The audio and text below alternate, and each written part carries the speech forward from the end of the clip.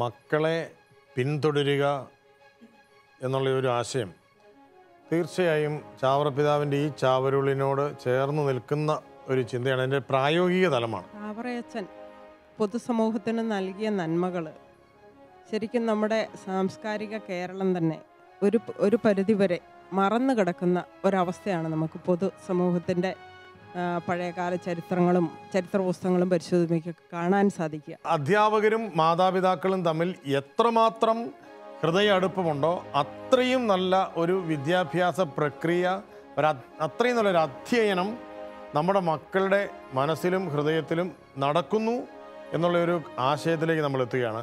എന്തോ ദൈവാനുഗ്രഹത്താൽ ആ കൊച്ചിനെ പരീക്ഷയ്ക്കിരുത്തി അവൻ ജയിച്ചു.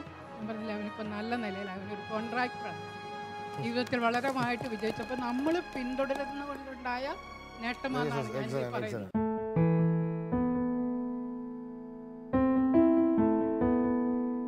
മക്കളുടെ മനസ്സിൽ നിന്ന് മാതാപിതാക്കൾ അധ്യാപകരെ പറിച്ച് ഈ ദൈവസ്ഥാനത്ത് നിന്ന് മാറ്റി പ്രതിസ്ഥാനത്ത് നിർത്തുന്ന ഒരു സാഹചര്യം ഏതൊക്കെ വീട്ടിലുണ്ടാകുന്നുണ്ടോ, സംസ്കാരമാണ് അത് എവിടെയൊക്കെ ഉണ്ടാകുന്നുണ്ടോ അവിടെയെല്ലാം ഈ മാതാപിതാക്കൾക്ക് നഷ്ടപ്പെടുന്നത് അവരുടെ ഈ മക്കൾക്ക് വേണ്ടി ചെലവഴിക്കുന്ന പണം മാത്രമല്ല, ഈ അധ്യാപകരുടെ ത്യാഗം ഈ വിദ്യാർത്ഥികൾക്ക് വീതം വെച്ച് കൊടുക്കുമ്പോൾ അർഹിക്കുന്ന ഈ ഗുരുത്വത്തിൻ്റെ അവകാശം അതുകൂടി ഈ മക്കൾക്ക് നഷ്ടപ്പെടുന്നുണ്ട് എന്നുള്ള കാര്യം മാതാപിതാക്കൾ മറക്കും. നല്ല മാതാപിതാ ഗുരു ശിഷ്യ ബന്ധം നമ്മുടെ മക്കൾക്ക് മികച്ച അധ്യയന അന്തരീക്ഷം വീട്ടിലും സ്കൂളിലും ഒരുക്കും എന്നുള്ള ചിന്തയിൽ നിന്നാണ് നമ്മൾ അടുത്ത റോബിയച്ചൻ സൂചിപ്പിച്ച ആ ഒരു ചിന്തയിലേക്ക് മാറുന്നത്. നമ്മുടെ കുട്ടികളുടെ സൗഹൃദ വഴികളെ കുറിച്ച് നമ്മൾ വളരെ ഗൗരവമായിട്ട് ഇന്നിപ്പോൾ അധ്യാപകർക്ക് ആ ഫീൽഡ് തന്നെ പേടിയാണ്.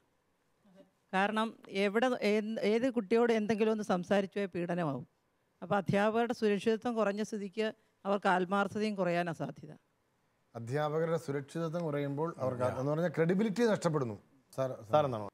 വിദ്യാഭ്യാസ അവകാശ നിയമം പാർലമെൻറ്റ് പാസ്സാക്കിയ ഒരു രാജ്യമാണ് നമ്മുടെ രാജ്യം. അപ്പം കുട്ടികളുടെ അവകാശങ്ങളെന്ന് നമ്മുടെ രാജ്യം പാസ്സാക്കിയത് എല്ലാ സ്കൂളുകളുടെയും മുമ്പിൽ നമ്മൾ കുട്ടികളുടെ അവകാശങ്ങൾ പ്രദർശിപ്പിക്കുന്നുണ്ട്. എന്നാൽ അധ്യാപകർക്ക് യാതൊരു അവകാശവും ഇല്ലാത്ത ഒരു കാലഘട്ടത്തിലാണ് ഇന്ന് അധ്യാപക സമൂഹം വലിയ വെല്ലുവിളി നേരിടുന്നുണ്ട്. എന്നാൽ ഇന്ന് സ്വന്തം അച്ഛനെ പോലും ഹായ് ബ്രോ എന്ന് വിളിക്കുന്ന കുട്ടികളാണുള്ളത്. ഹായ് ബ്രോ പോട്ടട, ഹായ് ഡാ പോട്ടട എന്ന് വിളിക്കുന്ന കുട്ടികൾ പലപ്പോഴും അധ്യാപകനോടും ഈ പറഞ്ഞതുപോലെ കുട്ടികൾക്കറിയാം തനിക്ക് ശിക്ഷയൊന്നും കിട്ടുകയില്ല, അധ്യാപകനോട് എന്ത് പറഞ്ഞാലും തനിക്ക് തന്നെ സപ്പോർട്ട് ചെയ്യാൻ പേരൻസ് ഉണ്ടാവും. അധ്യാപകനോട് എങ്ങനെ പെരുമാറിയാലും പ്രശ്നമൊന്നുമില്ല എന്ന് ഇന്ന് വളരെ കുട്ടികൾക്ക് തിരിച്ചറിവുണ്ട്. തൻ്റെ അവകാശങ്ങളെപ്പറ്റി കുട്ടികൾ ബോധവാന്മാരാണ്. ഇത് വലിയൊരു പ്രതിസന്ധി അധ്യാപന മേഖലയിൽ തീർച്ചയായിട്ടും സാറ് പറഞ്ഞ കാര്യത്തിനകത്ത് വളരെ വാസ്തവമാണ്. പക്ഷേ നമ്മളെ സംബന്ധിച്ചിടത്തോളം ഈ ഒരു ചർച്ചയുടെ ഫോക്കസ് എന്ന് പറയുന്നത് ഈ ഒരു കാര്യത്തിലുള്ള ഒരു ആശങ്ക നമ്മൾ നിലനിർത്തിക്കൊണ്ട് തന്നെയാണ്. ആശങ്ക നിലനിർത്തുമ്പോൾ ചാവറപിതാവ് ഉദ്ദേശിച്ച ഈ ഒരു വചനത്തിൻ്റെ അർത്ഥം പൂർണ്ണമാകണമെങ്കിൽ മാതാപിതാക്കൾ അധ്യാപകരുടെ സംരക്ഷണം കൂടി ഏറ്റെടുക്കുന്ന ഒരു സാഹചര്യത്തിൽ മാത്രമേ വിദ്യാർത്ഥികൾ സുരക്ഷിതരായിരിക്കുകയുള്ളൂ. അതാണ് നമ്മൾ മനസ്സിലാക്കേണ്ടത്. അതുകൊണ്ടാണ് ഇന്നത്തെ ഈ ചർച്ച നമ്മൾ കൊണ്ടുവന്ന ഒരു ചിന്ത. അതാണ് മാതാപിതാക്കളുടെ ഉത്തരവാദിത്വമാണ് അധ്യാപകർ സംരക്ഷിക്കപ്പെടണം എന്നുള്ളത്. കെയർ ഗിവേഴ്സ് എന്നുള്ളതാണ് നമ്മളിവിടെ പറയുന്നത്. വിദ്യാഭ്യാസം എന്നുള്ളത് ഒരു കെയർ ഗിവിങ് ആണ് എങ്കിൽ, വിദ്യാർത്ഥികൾക്കുള്ളൊരു കെയർ ഗിവിങ് ആണെങ്കിൽ ഈ കെയർ ഗിവേഴ്സിനെ ആര് കെയർ ചെയ്യും? തീർച്ചയായിട്ടും അത് സംരക്ഷിക്കപ്പെടേണ്ടത് തന്നെയാണ്. അപ്പോൾ നമ്മളുടെ ഈ ഒരു ചർച്ച ഒരുപക്ഷെ കണ്ടുകൊണ്ടിരിക്കുന്ന നമ്മുടെ പ്രേക്ഷകരിൽ ഈ ഒരു ദർശനം വളരെ ശക്തമായിട്ട് പതിയാവുന്ന രീതിയിൽ വളരെ ആത്മാർത്ഥമായിട്ടാണ് നമ്മളെല്ലാവരും അതിനോട് പ്രതികരിച്ചത്. തീർച്ചയായിട്ടും നമ്മളുടെ കുഞ്ഞുങ്ങൾ ഇന്ന് അഭിമുഖീകരിക്കുന്ന ഏറ്റവും വലിയ പ്രശ്നം എന്ന് പറയുന്നത് അവർ തെറ്റായി സൗഹൃദ വലയത്തിൽ പെട്ടുപോകുന്നു എന്നുള്ളതാണ്. ഇന്നൊരു പക്ഷേ മലയാളികളായിട്ടുള്ള മാതാപിതാക്കൾ മാത്രമല്ല, കത്തോലിക്കരെ മാത്രമല്ല നമ്മൾ ടാർഗറ്റ് ചെയ്യുക, മലയാളികളായിട്ടുള്ളവരല്ല, ഭാരതത്തിലെ മുഴുവൻ മാതാപിതാക്കളുടെയും ഒരു നൊമ്പരം തങ്ങളുടെ മക്കൾ സുരക്ഷിതമായിട്ടുള്ള സൗഹൃദത്തിലാണോ എന്നുള്ളൊരു ആശങ്ക മനസ്സിൽ ഇങ്ങനെ കത്തി നിൽക്കുന്നത് ഉറക്കം കെടുത്താത്ത ഒരൊറ്റ അപ്പനോ അമ്മയോ ഉണ്ടെന്ന് നമുക്ക് ഉറപ്പിച്ച് പറയാനാവില്ല. അപ്പോൾ അങ്ങനെയുള്ളൊരു സാഹചര്യത്തിൽ ചാവറപിതാവ് കൃത്യമായിട്ട് പറയുന്നു, മാതാപിതാക്കളാണ് അവരുടെ സൗഹൃദ വഴികളെക്കുറിച്ച് കൃത്യമായിട്ട് അന്വേഷിക്കേണ്ടവർ. അപ്പോൾ അങ്ങനെ അന്വേഷിച്ചിട്ടുണ്ടോ? അങ്ങനെയുള്ളൊരു എന്തെങ്കിലും ഒരു അനുഭവം നമുക്ക് പങ്കുവയ്ക്കുവാൻ പറ്റുമോ? അതിനേക്കാൾ ഇപ്പോൾ നമ്മളെ സംബന്ധിച്ചിടത്തോളം നിങ്ങൾ പലരും അധ്യാപകരാണ്. നമ്മളുടെ കുഞ്ഞുങ്ങൾ, ഞാൻ പറയുന്നത് കുട്ടികൾ, നമ്മൾ പഠിപ്പിക്കുന്ന കുട്ടികൾ, അവരുടെ സൗഹൃദ വഴികൾ ഏത് രീതിയിലാണെന്ന് ആത്മാർത്ഥതയോടെ നമുക്ക് പരിശോധിക്കാനായിട്ടുണ്ടോ? അവരെ കറക്റ്റ് ചെയ്യാൻ പറ്റിയിട്ടുണ്ടോ? അങ്ങനെയുള്ള തിരുത്തലുകൾ നൽകുമ്പോൾ കുഞ്ഞുങ്ങൾ ഏത് രീതിയിലാണ് നമ്മൾ പ്രതികരിച്ചിട്ടുള്ളത്? ഇപ്പോഴത്തെ കാലഘട്ടത്തിൻ്റെ ഒരു പ്രതികരണം എന്ന് പറയുന്നത് വളരെ വളരെ വളരെ നെഗറ്റീവായിട്ടുള്ള പ്രതികരണം ശൈലിയുണ്ട് കുട്ടികൾക്ക്. കാരണം അവർക്ക് സ്വാതന്ത്ര്യം തടയാൻ നമ്മൾക്കാർക്ക് അവകാശമില്ലാത്ത എന്നൊരു പരാതി അവർക്കുണ്ട്. അപ്പം അത്തരത്തിൽ നോക്കുമ്പോൾ സ്വാതന്ത്ര്യത്തെക്കുറിച്ച് ടീച്ചർക്ക് എന്ത് തോന്നുന്നു? അങ്ങനെ ഏത് രീതിയിലാണ് കുട്ടികൾ പ്രതികരിക്കുക? സ്വാതന്ത്ര്യം എന്ന് പറഞ്ഞാൽ കുട്ടികളെ സംബന്ധിച്ചിടത്തോളം ഇന്ന് അവരുടെ ഫ്രണ്ട്ഷിപ്പ് എന്ന് പറഞ്ഞാൽ നമ്മൾ കാണുന്ന ഫ്രണ്ട്സ് അല്ല, മറിച്ച് സോഷ്യൽ മീഡിയയിലുള്ള സൗഹൃദമാണ്.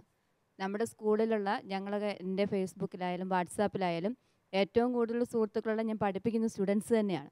അപ്പം ഞങ്ങൾ തീർച്ചയായിട്ടും അവരെ ഫോളോ ചെയ്യാറുണ്ട്. കാരണം ഇവർ ഏത് രീതിയിലൊക്കെയാണ് കമൻസ് പോകുന്നത്, എന്തൊക്കെയാണ് പോകുന്നതെന്നുള്ളത്. പലപ്പോഴും നമ്മളുമായിട്ട് കോണ്ടാക്ട്സ് ഉള്ള പേരൻസുമായിട്ട് ഞങ്ങളിത് പങ്കുവെക്കാറുമുണ്ട്. കാരണം അവർ പലപ്പോഴും അറിയാറില്ല കുഞ്ഞുങ്ങളുടെ അക്കൗണ്ട്സ് ഏതാണെന്നോ അവരാരോടൊക്കെ ചാറ്റ് ചെയ്യുന്നുണ്ടെന്നുള്ള കാര്യമൊന്നും. കാരണം രാത്രി 10 മണിക്ക് ശേഷം എല്ലാ കുട്ടികളുടെയും വാട്സാപ്പും അതുപോലെ നമ്മുടെ ഫേസ്ബുക്കും ഓണാണ്. നമുക്ക് പലപ്പോഴും സമയം കിട്ടില്ല നോക്കാൻ. 11 മണിക്ക് ശേഷം പലപ്പോഴും ഞാൻ അത്ഭുതപ്പെട്ടിട്ടുണ്ട്. 11 മണിക്ക് ശേഷം എല്ലാവരുടേത് ഓണാണ്.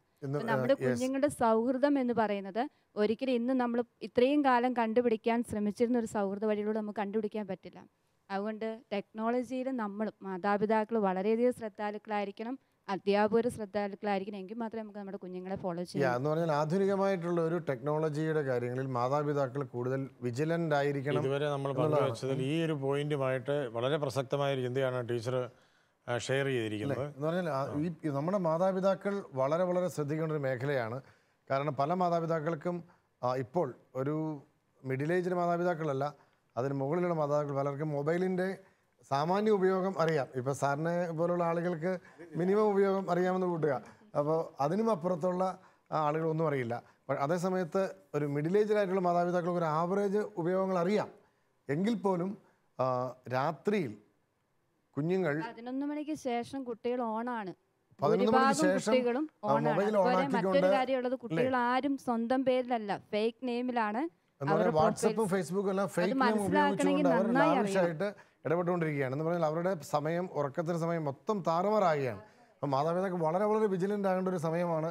ഈ പറയുന്ന ഒരു ടെക്നോസാവി ആയിട്ടുള്ളൊരു മൂഡിൽ മാതാപിതാക്കൾ വരുന്നില്ലെങ്കിൽ വലിയ അപകടം ഉണ്ടാകും എന്നുള്ളതിനെക്കുറിച്ച് വളരെ വളരെ ഒരു വിജിലൻ്റ് ആകേണ്ട ഒരു സമയം ഉണ്ട്.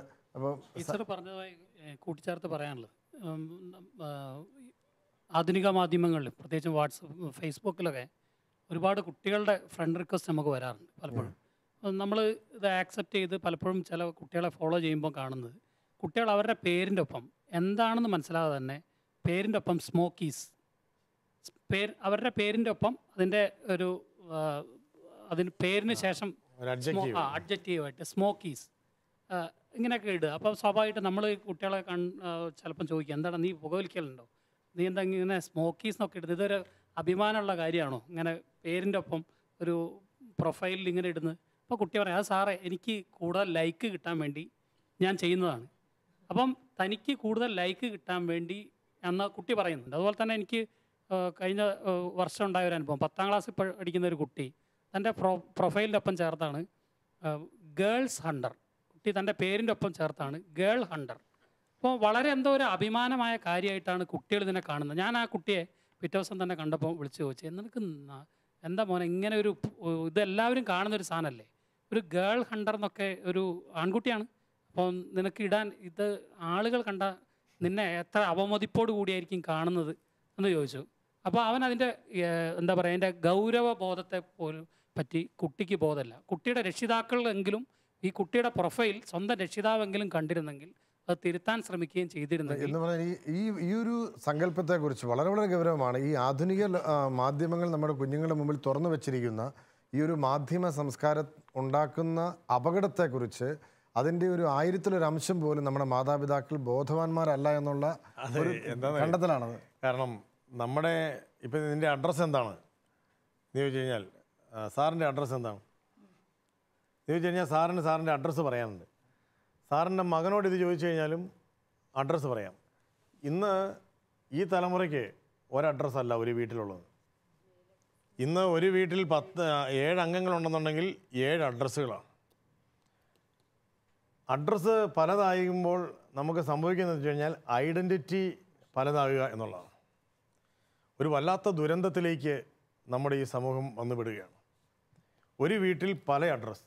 എന്ന് പറഞ്ഞു കഴിഞ്ഞാൽ പണ്ട് ഇപ്പോൾ ഇപ്പം എന്താ പറയുക, ഒരു പ്രണയിക്കുന്ന കുട്ടികളാണെങ്കിൽ ഇപ്പോൾ സാറ് പറഞ്ഞ പോലെ ഒരു ഗേൾ ഹണ്ടർ ആയിട്ടുള്ള ഒരു ചെറുപ്പക്കാരന് ഒരു ഗേളിനെ പിന്നെ പിന്തുടരണമെന്നുണ്ടെങ്കിൽ ആ പെൺകുട്ടിയുടെ വീട്ടിലേക്ക് ഒരഡ്രസ്സിൽ എഴുതിയാലേ എത്താൻ പറ്റുള്ളൂ.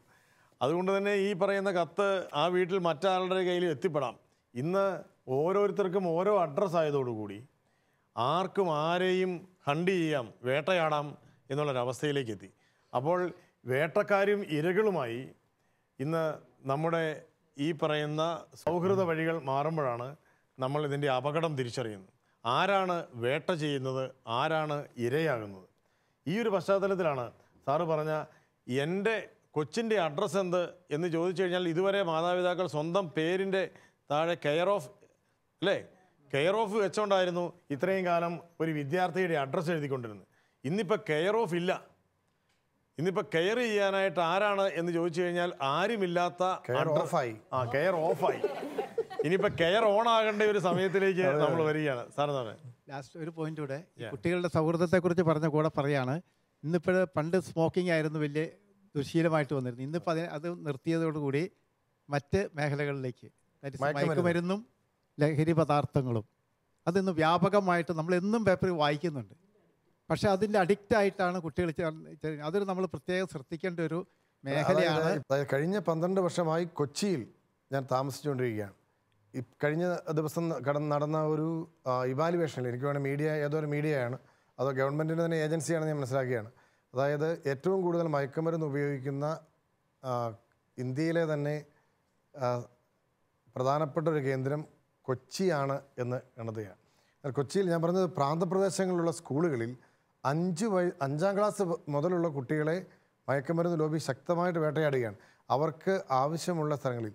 അപ്പോൾ നാർക്കോട്ടിക് സെല്ലുമായിട്ട് ചേർന്ന് പല സ്കൂളുകളിലും ഇത്തരത്തിലുള്ള ബോധവൽക്കരണ പരിപാടികൾ നടത്തുന്നതിൻ്റെ ഭാഗമായി അച്ചാറുകളിൽ 1 ലക്ഷത്തോളം ചെറിയ അച്ചാർ പാക്കറ്റുണ്ട്. 50 പൈസ 1 രൂപയുടെ അച്ചാർ പാക്കറ്റ്. ഉച്ചയ്ക്ക് പോയി ജസ്റ്റ് ഒന്ന് ഒരു ചോറിന് ഒരു അച്ചാർ പാക്കറ്റ് മേടിച്ചുകൊണ്ട് വരുന്ന കുട്ടികൾ അച്ചാറുകളിൽ മയക്കുമരുന്ന്, ചെറിയ മിഠായികളിൽ, അതിമധുരം കാണിക്കുന്ന മിഠായികളിൽ മയക്കുമരുന്ന്, കുട്ടികളെ ആകർഷിക്കാനായിട്ടുള്ള ഇത്തരത്തിലുള്ള തന്ത്രങ്ങൾ ഇവിടെ ഇരയായി കൊച്ചിയിൽ പുല്ലേപ്പടിയിൽ ആദികുർബാനയ്ക്ക് ഒരുങ്ങിക്കൊണ്ടിരുന്ന ഒരു കുഞ്ഞ്, തൊട്ടയൽവക്കക്കാരനായ ഒരാളുടെ 26ഓളം കുത്തുകളേറ്റ് മരിച്ച റിസ്റ്റി ആണെന്ന് നിങ്ങൾ കണ്ടിട്ടുണ്ടാവും.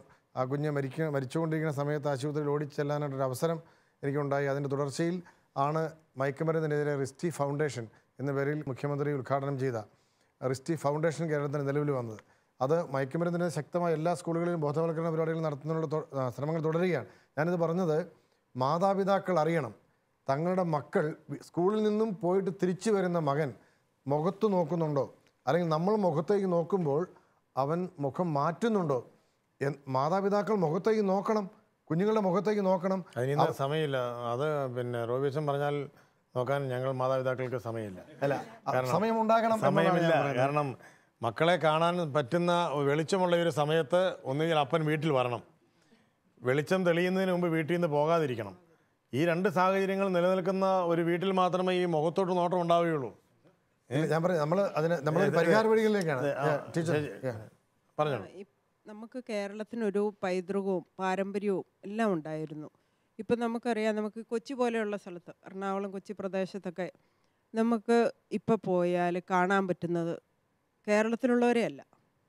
അത് നമ്മൾ വെറും നിസ്സാരമായി കാണുന്ന ഒരു കാര്യമാണ്. കാരണം ഇവിടെയുള്ളവരെല്ലാം മടിയന്മാരായപ്പോഴാണോ ഇത്രയധികമായിട്ട് മറ്റ് സംസ്ഥാനക്കാർ ഇങ്ങോട്ട് കുടിയേറി വന്നതെന്ന് നമ്മൾ വളരെ ഗൗരവപൂർവ്വം ചിന്തിക്കേണ്ടതാണ്. പിന്നെ നമ്മുടെ ബസ്സുകളിൽ നമ്മുടെ കുട്ടികളുടെ കൂട്ടുകെട്ടിൻ്റെ ഉള്ളിലും ചുറ്റും പുറത്തും ഒക്കെയായി ഇവരുടെ സ്വാധീനം വളരെയധികം വരാൻ ഒത്തിരി സാധ്യതകളുണ്ട്. കൊച്ചി പോലെയുള്ള സ്ഥലത്ത് ഇങ്ങനെയുള്ള ആളുകൾ വളരെയധികം ഉണ്ട്, അന്യസംസ്ഥാനക്കാർ. നമുക്കറിയാം, നമുക്ക് കേരളത്തിലുണ്ടായിരുന്ന ആ ഒരു ജീവിത രീതികളും എല്ലാം നമ്മുടെ സംസ്കാരവും പൈതൃകവും പാരമ്പര്യവും ഒക്കെ ഒരു പരിധിവരെയും നഷ്ടപ്പെട്ടുകൊണ്ടിരിക്കുകയാണ്. അത് നഷ്ടം കണ്ടുകൊണ്ടാണ് നമ്മുടെ കുഞ്ഞുങ്ങൾ വളരുന്നത്. ഇവരെ പോലെയുള്ളവരെയൊക്കെ കണ്ട് വളർന്നു വന്നാൽ അവരുടെ കൂട്ടുകെട്ടിലും നമ്മുടെ കുഞ്ഞുങ്ങൾ പെടുന്നുണ്ട് എന്നത് നമ്മൾ വളരെ ഗൗരവപൂർവ്വം ചിന്തിക്കേണ്ട വളരെ പ്രധാനപ്പെട്ട കാര്യമാണ്. അതായത് കൊച്ചിയെ പോലുള്ള സ്ഥലങ്ങളിൽ മാത്രമല്ല, ഇന്ന് കേരളത്തിലെ പല വീടുകളിലും അന്യ സംസ്ഥാന തൊഴിലാളികളാണ് അവരെ സഹായിക്കാനായിട്ടുള്ളത്. നമ്മുടെ തന്നെ പല വീടുകൾ അങ്ങനെ ആയിരിക്കാം, പല സ്ഥാപനങ്ങളിൽ അങ്ങനെയാണ്. സ്കൂളുകളിൽ പോലും 1, 2, 3 അന്യ സംസ്ഥാന തൊഴിലാളികളെ നിർത്തിക്കൊണ്ടാണ് സ്കൂളിൻ്റെ കാര്യങ്ങൾ നോക്കുന്നതെന്ന് ഓർത്തോണം. അപ്പോൾ അങ്ങനെയുള്ള സമയത്ത് എല്ലാ അന്യസംസ്ഥാന തൊഴിലാളികളും മയക്കുമരുന്നിന് അടിമയാണ് എന്ന് ഞാൻ വിശ്വസിക്കുന്നില്ല. കാരണം Kerala legal service society KELSA നടത്തുന്ന അന്യസംസ്ഥാന തൊഴിലാളികൾക്ക് വേണ്ടിയുള്ള ഗവൺമെൻറ്റിൻ്റെ പുനരധിവാസ സഹായ പാക്കേജിൻ്റെ പ്രവർത്തനങ്ങളിൽ ഞാനും ഉത്തരവാദിത്തോടു കൂടി ഇടപെടുന്ന ഒരാളെന്ന നിലയിൽ കൂടിയാണ് ഞാൻ പറയുന്നത്. എല്ലാ അന്യസംസ്ഥാന തൊഴിലാളികളും അത്തരത്തിലുള്ള മയക്കുമരുന്നിന് അടിമകളല്ല. അതേസമയത്ത് ഇപ്പോൾ ഒട്ടനവധി സ്ഥലങ്ങളിൽ അവർ പിടിക്കപ്പെടുന്നുണ്ട്, ആ രീതിയിൽ വളരുന്നുണ്ട്. ഇത് ഇപ്പോൾ പറഞ്ഞത് ഒരു കാര്യമാണ്. ഇനി മറ്റൊരു വശമുണ്ട് ഇതിന്. ഇപ്പം ചേച്ചി പറഞ്ഞ ഒരു വശമുണ്ട്. ഞാൻ ദീപിക ബാലസഖ്യത്തിൻ്റെ കൊച്ചേട്ടൻ എന്നുള്ള നിലയിൽ സ്കൂളുകൾ സന്ദർശിക്കുമ്പോൾ, കുട്ടികൾക്ക് ക്ലാസ്സുകൾ എടുക്കുമ്പോൾ, ഇപ്പോൾ ഈ അടുത്ത കാലത്തുണ്ടായ ഒരു ട്രെൻഡ്, നമ്മുടെ നാട്ടിലെ പെൺകുട്ടികളിൽ പലർക്കും ഒരു ക്രൈസ് പോലെയാണ്. ഷെയ്പ്പ് എന്തെങ്കിലും ആയി എന്താണെന്ന് നോക്കുന്നില്ല, മതം എന്താണെന്ന് നോക്കുന്നില്ല, ജോലി എന്താണെന്ന് നോക്കുന്നില്ല. അന്യഭാഷ തൊഴിലാളികളുമായിട്ടൊരു സൗഹൃദം സ്ഥാപിച്ചെടുത്താൽ അത് വലിയൊരു കാര്യമായി മാറുന്നു. അങ്ങനെ സൗഹൃദം സ്ഥാപിച്ചെടുത്തവർ അവരുടെ ക്ലാസ് മുറിയിൽ വലിയ ഹീറോയായിട്ട് മാറുന്നു. ഹിന്ദിയിൽ 2 ഡയലോഗ് അടിക്കുന്നു. രണ്ട് ഡയലോഗേ അറിയത്തുള്ളൂ. എന്നോട് പറഞ്ഞ കുട്ടിക്ക് അവളുടെ കൂട്ടുകാരിക്ക് 2 ഡയലോഗേ അറിയത്തുള്ളൂ. ആ ഡയലോഗ് എങ്ങനെ പഠിച്ചു എന്നറിഞ്ഞുകൂടാ. പക്ഷേ ആ ഡയലോഗ് പറഞ്ഞാണ് അങ്ങോട്ടും ഇങ്ങോട്ടും ആശയവിനിമയം ചെയ്യുന്നത്. പക്ഷേ കൈമാറ്റം ചെയ്യുന്ന ഈ കുട്ടിയുടെ കയ്യിൽ ഈ പറയുന്ന അന്യഭാഷ തൊഴിലാളി അവൻ്റെ ജന്മനാട്ടിൽ നിന്ന് കൊണ്ടുവന്ന് കൊടുത്ത, മുമ്പേ സാറ് പറഞ്ഞ പോലെ രീതിയിലുള്ള ചെയിൻ കഴുത്തിൽ ധരിക്കത്തക്ക രീതിയിലേക്ക് ഈ പറയുന്ന അന്യഭാഷ തൊഴിലാളി ബന്ധം മാറുന്നു. നമ്മുടെ കേരളത്തിൽ വളരെ അപകടകരമാകുന്ന ഒരു അന്തരീക്ഷത്തിൽ ചാവറയച്ചൻ്റെ ഈ ഒരു വചനം ഇന്ന് നമ്മുടെ 4 മുക്കുകളിലും എഴുതി വെക്കേണ്ട ഒരു സാഹചര്യത്തിലേക്ക് വരികയാണ്. നിന്റെ കുട്ടികളുടെ കൂട്ടുകാരാരാണെന്ന് നീ അറിയുക എന്നുള്ളതാണ് ഒരു അമ്മയുടെ ദൗത്യം. ഒരപ്പൻ്റെ അമ്മ കഴിഞ്ഞിട്ടുണ്ടല്ലോ അപ്പൻ വരെ. അപ്പോൾ അമ്മയുടെയും അപ്പൻ്റെയും ദൗത്യം എന്ന് പറയുന്നത് ഈ കുഞ്ഞിൻ്റെ കൂട്ടുകാരാരാണെന്ന് അറിയുക. ഇവിടെ ഇരിക്കുന്ന എൻ്റെ പ്രിയപ്പെട്ട മാതാപിതാക്കളോട് തന്നെ കൃത്യമായിട്ട് ചോദിച്ചാൽ, നിങ്ങളോട് നിങ്ങളുടെ മക്കൾ പറയുന്ന കൂട്ടുകാരാണോ അവരുടെ യഥാർത്ഥ കൂട്ടുകാർ? ടീച്ചർ പറഞ്ഞില്ലേ, യഥാർത്ഥ കൂട്ടുകാരാരാണെന്ന് ആർക്കും അറിയത്തില്ലാത്ത ഒരു സാഹചര്യത്തിലേക്ക് സൗഹൃദം എന്ന് പറയുന്നത് ഒരു ഹിഡൻ പാക്കേജായിട്ട് മാറുന്ന ഒരു സാഹചര്യത്തിലേക്ക് നവമാധ്യമങ്ങൾ മാറുമ്പോൾ നമ്മൾ ഏറ്റവും കൂടുതൽ ഗൗരവമായിട്ട് ശ്രദ്ധിക്കേണ്ട ഒരു കാര്യമാണ്, മാതാപിതാക്കൾ അറിയാത്ത സൗഹൃദം സൂക്ഷിക്കുന്ന മക്കളാണോ എൻ്റെ മക്കൾ എന്നുള്ള തിരിച്ചറിവ്. ടീച്ചർ എന്ത് പറയുന്നു ഈ അഭിപ്രായത്തെ പറ്റി? ഇതിന് പരിഹാരമായിട്ട് എനിക്ക് തോന്നുന്നത്, ടീച്ചർ എപ്പോഴും പരിഹാരം പറയുന്നതാണ്. അതുകൊണ്ടാണ് പരിഹാരത്തിന്റെ ഭാഗമാകുക എന്നുള്ളൊരു സന്ദേശം നമ്മൾ തീർച്ചയായിട്ടും ചോദ്യങ്ങൾ പ്രോബ്ലംസ് പറയാൻ നമുക്ക് ധാരാളമുണ്ട്. പരിഹാരം കണ്ടെത്തുവാനാണ് ഇന്ന് സമൂഹത്തിൽ ആളില്ലാത്തത്. അപ്പം തീർച്ചയായും എൻ്റെ അഭിപ്രായത്തിൽ മാതാപിതാക്കൾ അവരുടെ കുഞ്ഞുങ്ങളെ ചെറുപ്പം മുതൽ സ്നേഹിക്കുക. ആ സ്നേഹം ചെറുപ്പം മുതൽ കുഞ്ഞുങ്ങൾക്ക് ലഭിച്ചുകൊണ്ടിരുന്നാൽ തീർച്ചയായും അവർ ഇത്തരത്തിലുള്ള സുഹൃത്തുക്കളെ തേടി പോവുകയില്ല. അവരെ സ്നേഹിക്കാനും അവരോട് സംസാരിക്കാനും അവരുടെ പ്രശ്നങ്ങൾ കൈകാര്യം ചെയ്യുവാനും അവരുടെ കുടുംബത്തിൽ തന്നെ അമ്മയും അപ്പനും സഹോദരങ്ങളും ഉണ്ടെങ്കിൽ തീർച്ചയായും നമ്മുടെ കുഞ്ഞുങ്ങൾ വഴിതെറ്റുകയില്ല. ചെറുപ്പം മുതലേ കുടുംബത്തിൽ തന്നെ ഒരു സ്നേഹത്തിൻ്റെ, സൗഹൃദത്തിൻ്റെ, പ്രാർത്ഥനയുടെ, ഷെയർ ചെയ്യലിൻ്റെ ഒരു അന്തരീക്ഷം സൃഷ്ടിച്ചാൽ തീർച്ചയായും നമ്മുടെ കുഞ്ഞുങ്ങൾ നന്നായി വളരും. തീർച്ചയായിട്ടും ആ പരിഹാരമാർഗമാണ് ഇതിൽ ചാവറയച്ചൻ സൂചിപ്പിച്ച ഒരുമിച്ച് പ്രാർത്ഥിച്ച്, ഒരുമിച്ച് ഭക്ഷിച്ച്, ഒരുമിച്ച് പങ്കുവെച്ച് വളരുന്ന ഒരു സമൂഹം. ഒരു കാര്യം കൂടെ ഞാൻ പറഞ്ഞു. അച്ഛൻ പറഞ്ഞ ഒരു കാര്യം എനിക്ക് മാതാപിതാക്കളോടായി ഒരു അധ്യാപിക എന്ന നിലയിൽ പറയുവാനുള്ളത്, നമ്മുടെ മക്കളുടെ സാന്നിധ്യത്തിൽ ഒരിക്കലും മാതാപിതാക്കൾ അധ്യാപകരെ പറ്റി കുറ്റം പറയരുത്. തീർച്ചയായും ഒരു കുഞ്ഞിൻ്റെ മനസ്സിലേക്ക് അവരുടെ അമ്മ അല്ലെങ്കിൽ അപ്പൻ പറയുന്നത് ഒരു അധ്യാപിക പറയുന്നത് പോലെ തന്നെ മനസ്സിൽ പതിയുന്നതാണ്. അതുകൊണ്ട് തീർച്ചയായും എത്ര മോശമായ അധ്യാപകരായാലും അവരെ കുഞ്ഞുങ്ങളുടെ മുമ്പിൽ നല്ലതായി മാത്രമേ കാണിച്ചു കൊടുക്കാവൂ. തീർച്ചയായും എനിക്ക് മനസ്സിലായ ഒരു കാര്യം, നമ്മൾ വീട്ടിൽ നിന്ന് സ്നേഹിക്കാത്തത് കൊണ്ടോ അവർക്ക് അവരുടെ അഭിപ്രായങ്ങൾ പറയാനൊരു വേദി കൊടുക്കാത്തത് കൊണ്ടോ അല്ല അവർ കൂട്ടുകെട്ട് മാറിപ്പോകുന്നത്. ഇന്ന് കൂട്ടുകെട്ട് മാറിപ്പോയവരൊക്കെ വീട്ടിൽ സ്നേഹം കിട്ടാത്തവരാണെന്ന് പറയാൻ പറ്റില്ല. നല്ല സ്നേഹം കൊടുക്കുന്നത് കൊണ്ട് അവരുടെ സാഹചര്യത്തിൽ അവർക്കുണ്ടായ ബുദ്ധിമുട്ടുകളും അവർക്ക് വന്ന പ്രലോഭനങ്ങളും അവർ വീട്ടിൽ വന്ന് ഷെയർ ചെയ്യും. അങ്ങനെ ഷെയർ ചെയ്യുന്നത് നമ്മൾ കൊടുക്കുന്ന സ്നേഹം കൊണ്ടാണ്. പക്ഷേ അവർക്ക് സാഹചര്യങ്ങൾ ഉണ്ടാവും എന്നുള്ളത് 100% ഉറപ്പാണ്. ഇപ്പോൾ ഈ പറഞ്ഞ ഈ കാരണങ്ങൾ കൊണ്ടൊക്കെ അവർക്ക് വ്യത്യസ്തമായ സാഹചര്യങ്ങൾ ഉണ്ടാവും. സ്നേഹം കൊടുത്താൽ അവർ വന്ന് ഷെയർ ചെയ്ത് പറയും. ഇപ്പോൾ ഈ ചെറിയ കുട്ടികൾ തന്നെ വന്ന് പറയുന്നൊരു കാര്യം, നേരെ വരേണ്ട വഴിക്ക് സ്കൂളിൽ നിന്ന് നേരെ റോട്ടിൽ കൂടെ വന്നാൽ മതി. ഒരു ദിവസം വൈകി വരുമ്പം വരാൻ വൈകി കഴിഞ്ഞപ്പോൾ ചോദിച്ചപ്പം പറയുന്നത്, ഒരു കുട്ടി പറഞ്ഞു തന്നു ഇങ്ങനെ വന്നാൽ വരാനൊരു വഴിയുണ്ട് എന്ന് പറയുമ്പം അങ്ങനെ ഒരു കാര്യം അവരുടെ ജീവിതത്തിൽ സംഭവിക്കുന്നു നമ്മൾ സ്വപ്നത്തിൽ പോലും വിചാരിക്കുന്നില്ല. പെട്ടെന്നൊരു ദിവസം ആ കുട്ടി വഴിമാറി വരുന്നത് ഈ അടുത്ത ദിവസം കണ്ടപ്പം പേരൻറ്റ് ചോദിക്കുകയും അപ്പോഴാണ് അറിയുന്നത് അവർ 3-4 ദിവസമായിട്ട് അവരങ്ങനെ വരുന്നുണ്ടായിരുന്നു. ഈ 3 ദിവസമായിട്ട് ഇവളുടെ മുഖത്തെ ഭാവഭേദം എല്ലാം എനിക്ക് തോന്നുകയും ഞാൻ ഹസ്ബൻഡ് അടുത്ത് പറഞ്ഞു, മോൾക്ക് എന്തൊരു വിഷമമുണ്ട്, എന്തൊരു പ്രശ്നമുണ്ടെന്ന് പറയുകയും ചോദിക്കാനായിട്ടൊരു സാഹചര്യം കിട്ടുമ്പോൾ ചോദിക്കാമെന്ന് വിചാരിച്ചിരുന്നു. അങ്ങനെ ചോദിച്ചപ്പോൾ 3-ാമത്തെ ദിവസം അവൾ പറഞ്ഞു ഇങ്ങനെ വഴി മാറി വന്നു. അങ്ങനെ വരേണ്ട ഒരു ആവശ്യമില്ല. പക്ഷേ കൂടെ നടക്കുന്നവരുടെ പ്രേരണയാണ്. നീ കൂടെ വന്നില്ലെങ്കിൽ ഞങ്ങൾ കൂട്ടില്ല. 2-ാമത്തെ ദിവസം പറഞ്ഞപ്പോൾ വാട്ടർ ബോട്ടിൽ എടുത്തുകൊണ്ട് പോയി. കൂടെ വന്നില്ലെങ്കിൽ കൂടെ വരണം, വാട്ടർ ബോട്ടിലും കൊണ്ട് അവൾ പോയി. എന്നാൽ പുറകെ വരുമല്ലോ എന്ന് വിചാരിച്ചിട്ട്. അപ്പം അങ്ങനെ ആ സാഹചര്യം ഉണ്ടാവുന്നുണ്ടോ എന്നുള്ളത് 100% ഉറപ്പാണ്. നമ്മൾ സ്നേഹം കൊടുത്താൽ അവർ വന്ന് ഷെയർ ചെയ്യും. നമുക്ക് അവരെ ക്യാച്ച് ചെയ്യാൻ പറ്റും, ഫോളോ ചെയ്യാൻ പറ്റും. പക്ഷേ സാഹചര്യം ഉണ്ടാവുന്നുണ്ട് എന്നുള്ളത് 100% ഉറപ്പാണ്. അപ്പോൾ എനിക്ക് തോന്നുന്നു നമുക്ക് നമ്മുടെ ചർച്ചകൾ ഒന്ന് വൈൻഡപ്പ് ചെയ്യാവുന്നൊരു സമയമായിരിക്കുന്നു. കാരണം വളരെ വളരെ ഗൗരവമുള്ളൊരു വിഷയമാണ് നമ്മൾ ഇന്ന് ചർച്ച ചെയ്യുന്നത്. കാരണം ചാവറപ്പിതാവ് 150 വർഷം മുമ്പ് പറഞ്ഞതാണ്, വളരെ വളരെ ശ്രദ്ധിക്കണം. അങ്ങനെ ശ്രദ്ധിച്ചതുകൊണ്ടാണ് നമ്മളൊക്കെ ഇവിടെ സന്തോഷമായിട്ട് ഇരിക്കുന്നത്. നമ്മുടെ ഇനി വരുന്ന തലമുറ കത്തോലിക്ക സഭയുടെ ഏറ്റവും ശക്തി കേന്ദ്രമാകുന്ന തലമുറകളാണ്. അപ്പോൾ ആ തലമുറ ഈ ഒരു ദർശനത്തിൻ്റെ തുടർച്ചയാവേണ്ടതുണ്ട്.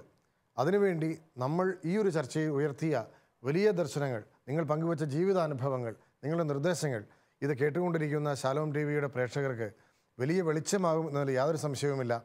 നമ്മുടെ മക്കളെ ഓരോ സമയവും ഒട്ടും വിട്ടുകളയാതെ അവരുടെ കണ്ണുകളിലേക്ക് നോക്കി, അവരുടെ മുഖഭാവം മാറുന്നുണ്ടോ എന്ന് നോക്കി, അവർ എങ്ങോട്ട് പോകുന്നു, അവർ വഴിമാറി വരുന്നുണ്ടോ എന്ന് നോക്കി, ആ വഴികളിലൊക്കെ നമ്മുടെ ഒരു കണ്ണ് ചെന്നെത്താവുന്ന ഒരു കാഴ്ച ഈ എപ്പിസോഡിലെ ചർച്ച നമ്മുടെ പ്രേക്ഷകർക്ക് നൽകുന്നെങ്കിൽ തീർച്ചയായിട്ടും അത് വളരെ സാർത്ഥകമാണ്.